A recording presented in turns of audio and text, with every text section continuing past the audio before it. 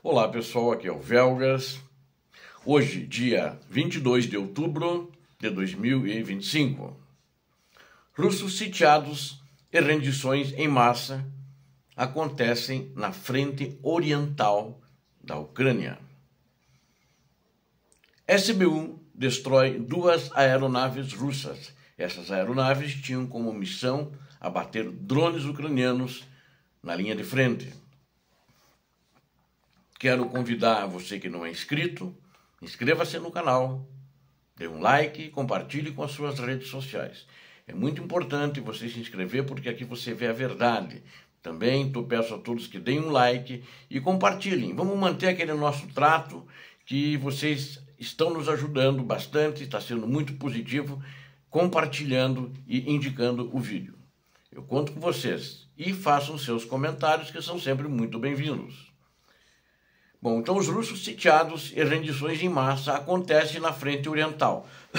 Eu vou rever alguns pontos que talvez tenham algumas pessoas que não assistiram vídeos anteriores sobre a frente oriental, que fica ali na região de Pokrovsk, mais notadamente na região de Dobripilha, onde os russos tiveram e continuam tendo fracassos muito graves e com perdas graves, tanto humanas quanto de material bélico.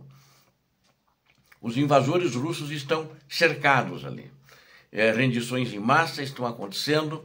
Eles já estavam cercados uma quantidade maior de militares. Ele tinha praticamente cercados ali mais de 2 batalhões e meio de infantaria de assalto da Rússia. E a situação, na realidade, se a gente analisar já alguns tempos atrás, alguns meses atrás desse ano, ela mudou drasticamente ali, onde a Ucrânia só recebia ataques e a Ucrânia, ela, além de receber os ataques, ela ficava estática. Hoje ela está com uma linha defensiva ativa. Por causa disso, quando eles atacaram Dobripilha, fizeram a infiltração em Dobripilha e alguns poucos infiltrados conseguiram avançar. Acredito que talvez em torno dos 13, 15 quilômetros atrás das linhas ucranianas, aí se deram mal quando chegaram na primeira vila, que eles chegaram 10 minutos depois, já vieram as tropas ucranianas e eliminaram essa formação, esse pequeno grupo de infiltrados que entrou na vila. E os russos, na realidade, eles se aproximaram, né, conseguiram entrar e foram destruídos, né? Inclusive a própria revista The Economist, desse final de semana, relatou esse fato, né? E eu achei isso interessante. E agora, o que a revista também falou, que eles estão tendo os fracassos agora no campo de batalha, mas eles estão destruindo a infraestrutura civil, né? A publicação da The Economist, ela observa que, inclusive, ouviu um major ucraniano chamado Vyacheslav Shutenko, e ele disse que a cidade de Konstantinovka não corre risco real de cair em um futuro próximo, bem como as suas vilas na linha de defesa. Ao mesmo tempo, não significa que a vizinha Drushkovka, também que está sendo alvo de bombardeios crescentes, caia. Estão bombardeando muito essa vila, não é tão pequena, de médio porte, vizinha, mas, inclusive nessa vila, por causa dos bombardeiros de drones russos, ela tem um toque de recolher, os militares fizeram lá, de 20 horas, que está em vigor desde o dia 6 de outubro. Eles praticamente já destruíram a vila. A vila, em princípio, não deve ter morador nenhum lá. Eles estão, na realidade, em toda a linha de frente, eu estou dando isso como exemplo, mas em todo o teatro de operações, os russos estão sistematicamente, decidiram destruir as vilas e cidades, aquelas que não estavam destruídas. Inclusive, eles têm feito ataques, por exemplo, lá mais ao norte, né, em Sumy, onde eles quiseram fazer uma zona tampão, não conseguiram, também ficaram cercados, fracassaram, grande parte fugiu, existe um cerco menor de uma tropa menor ainda, que está lá, estão sitiados na realidade, com falta de água e falta de munição e falta de comida. Os ucranianos estão esperando que eles se entreguem. Se não se entregar, vai haver combate e vão acabar morrendo, né? Então ainda tem alguns resistindo, mas é um número muito pequeno. Então, os russos queriam sempre demonstrar um sucesso aparente com essas infiltrações, não conheciam e estão recebendo hoje uma derrota inevitável aqui nessa frente oriental, onde eu quis, na realidade, ali no leste da Ucrânia, né, na província de Donetsk, e me referi. Né. Em agosto, os constantes ataques de reconhecimento revelaram justamente esse ponto de ataque em Dobropilha, que eles conseguiram avançar um pouquinho com grupos, pequenos grupos, né? Mas, no entanto, eles não conseguiram avançar mais. Por quê? E não conseguiram se estabelecer e consolidar. Primeiro, essas unidades eram muito pequenas, né? E foram avistados pelos ucranianos. E aí a logística deles e o apoio de tropas que poderiam tentar infiltrar onde existia brecha, que os soldados deles conseguiram entrar, foram fechados pelos ucranianos, né?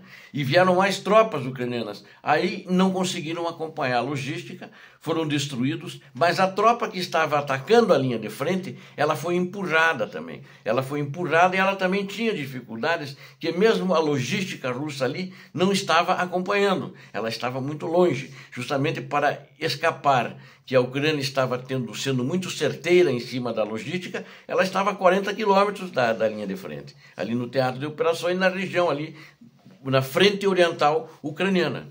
Então, a própria publicação do The Economist, ela disse, se a Nova Saliência tivesse sido protegida pelos russos e tendo a logística necessária antes dos ucranianos avançarem, eles podem ser que teriam cercado Pokrovsk, que é o que eles queriam, mas eles planejaram mal.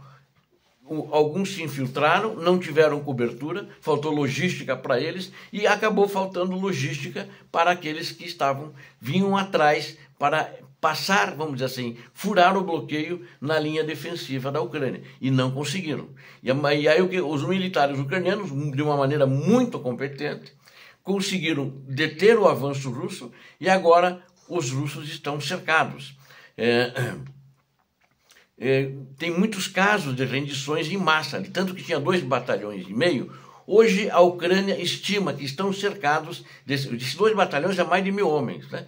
E não mais do que, no máximo em torno de 100, vamos dizer, em torno de 100 militares, menos que uma companhia, estão cercados ali dentro ali na saliência. Então, e a Ucrânia está esperando e espera que eles vão se entregar. Se não se entregarem, fatalmente o destino deles vai estar selado. De acordo agora com um tenente-coronel ucraniano, ele é da brigada Azov, que faz parte do corpo de exército Azov, esse tenente-coronel disse que os russos perderam na batalha de agosto, ali na região da frente oriental, 10.000 soldados. É uma batalha que durou ali uma semana praticamente, e eles perderam só nessa batalha 10.000 soldados. É um número muito grande, né? Foi um desafio e eles não romperam esse desafio. E eles continuam dizendo que os soldados estão vindo cada vez mais mal treinados, os soldados da Rússia. E este oficial ucraniano, ele disse que as perdas da Ucrânia foram muito menores, significativamente menores, ele falou, do que as da Rússia. Ele não tinha o número final, mas ele calcula que nas frentes normais, nas buchas de canhão que avançam no moedor de carne, normalmente tem sido 7 russos para 1 ucraniano. Essas foram muito mais. Eles vieram muito um estereopote, com um número grande, e a estratégia deles de manobrar não era boa, não tinham logística. Ele não falou o número, mas eu já vi casos, por exemplo, quando eles tomaram Bakhmut há 2 anos atrás, eles perderam 15 para 1, né? E ali Advilka perderam 17 para 1. Então era um número muito grande, e ele não quis dizer, então não vou chutar um número aqui, como eu não estive lá no teatro de operações, não tenho ideia, né?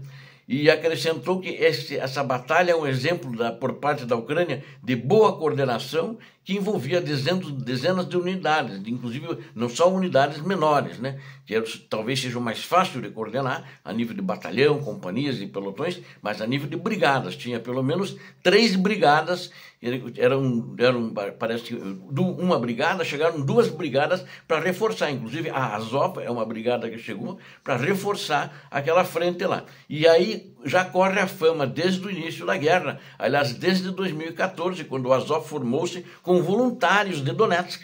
Foi formado em Donetsk, com voluntários de Donetsk, nacionalistas, patriotas, que resistiram, né? Então, a fama deles é boa. E a fama deles é que onde entra o Donetsk, onde entra o Azov, ninguém perde batalha, o inimigo corre. E isso tem acontecido historicamente na linha de frente, né? E esse coronel acrescentou ainda que o número de russos na área caiu, o número de 100 que eu já falei para vocês, então não vou me repetir aqui novamente. Enquanto isso, o SBU destruiu 2 aeronaves russas, né? São aeronaves de pequeno porte, do tipo monomotor, e elas com piloto, né?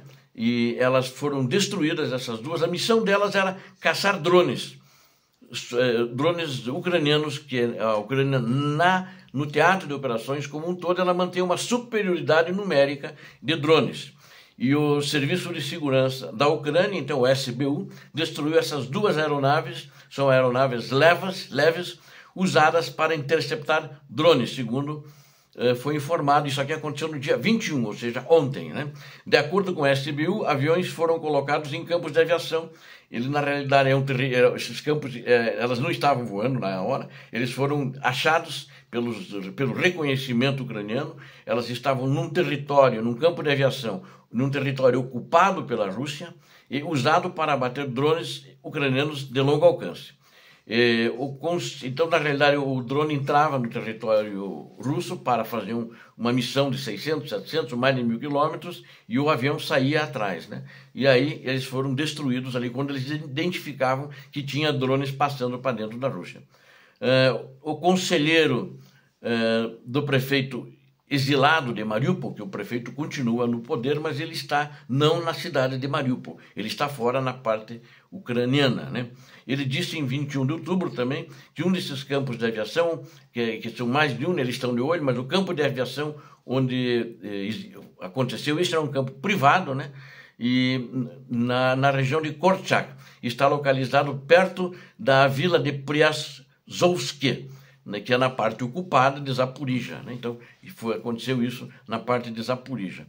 Então, a Ucrânia mostra mais uma vez a sua competência em destruir alvos russos, tanto em território ocupado, como foi em Zaporizhia agora, e tanto quanto também há muita profundidade dentro da Rússia. Obrigado a vocês que assistiram esse vídeo, tenho certeza que vocês gostaram. Deem um like. Conto com vocês. E também inscrevam-se. Aqui vocês viram a verdade. Vamos manter o nosso trato. Agradeço a todos que estão divulgando o vídeo, pedindo e recomendando para os seus amigos, parentes das redes sociais. Eu conto com vocês. Deus abençoe a Ucrânia, Deus abençoe o Brasil. Paz e bem, paz para toda a humanidade.